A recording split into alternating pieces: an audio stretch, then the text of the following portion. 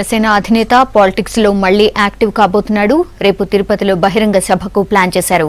ఇప్పటికే సభ ఏర్పాట్లలో బిజీగా ఉన్నారు పవన్ ఫ్యాన్స్. తిరుమలలో పార్టీ ముఖ్య నేతలు సన్నిహితులతో కీలక చర్చలు జరుపుతున్నారు పవన్.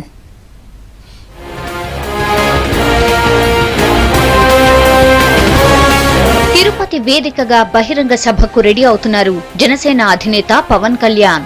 రేపు సాయంత్రం 4 గంటలకు తిరుపతి ఇందిరా మైదానంలో సభకు ఏర్పాట్లు చేస్తున్నారు.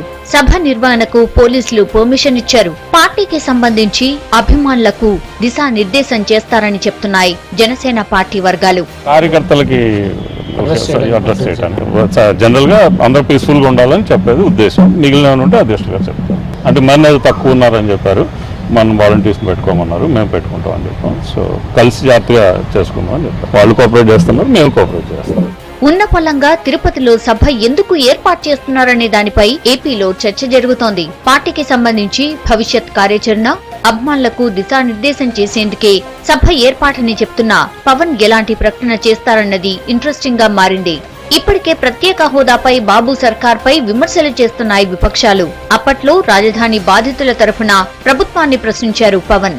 ఇప్పుడు స్పెషల్ స్టేటస్ పై జనసేన పోరాటం చేయాలని పవన్ పై పార్టీ నేతలు, వివిధ సంఘాలు ఒత్తిడి తెస్తున్నాయి. ప్రత్యేక హోదాతో పాటు పోలవరం ప్రాజెక్టు పై పవన్ మాట్లాడతారని చెప్తున్నారు అభిమానులు.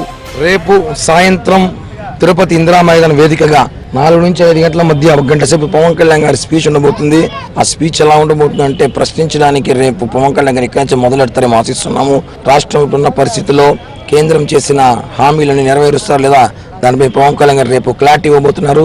అభిమానులతో పాటు రేపు రాష్ట్ర వ్యాప్తంగా ప్రజలు, దేశవ్యాప్తంగా ప్రజలందరూ కూడా పవన్ కళ్యాణ్ గారి వెంట ఏం మాట్లాడబోతున్నారో వినడానికి సిద్ధంగా ఉన్నాం. కాబట్టి మేమందరం పవన్ కళ్యాణ్ గారు ఏం చెప్తే ఎదురు చూస్తున్నాం. ఇప్పటికే దీనికి కావాల్సిన పర్మిషన్లు, ఏర్పాట్లు పూర్తయిపోయాయి. ఇంకా మేము ఇక్కడ కావాల్సిన ఏర్పాట్లు చేసుకుని రేపు ప్రజల్లోకి రాబోతున్నాం. 2 రోజులుగా పవన్ తిరుపతిలోనే ఉంటున్నారు. కర్ణాటక రాష్ట్రం కొలారులో హత్యకు గురైన జనసేన కార్యకర్త వినోద్ కుటుంబాన్ని నిన్న తిరుపతిలో పరామర్శించారు. తర్వాత తిరుమల శ్రీవారిని దర్శించుకుని టీఎస్ఆర్ గెస్ట్ హౌస్ లోనే బస చేశారు. ఇవాళ పార్టీ కీలక నేతలు కొద్ది మంది సన్నిహితులను మాత్రమే కలుస్తూ మంతనాలు చేస్తున్నారు.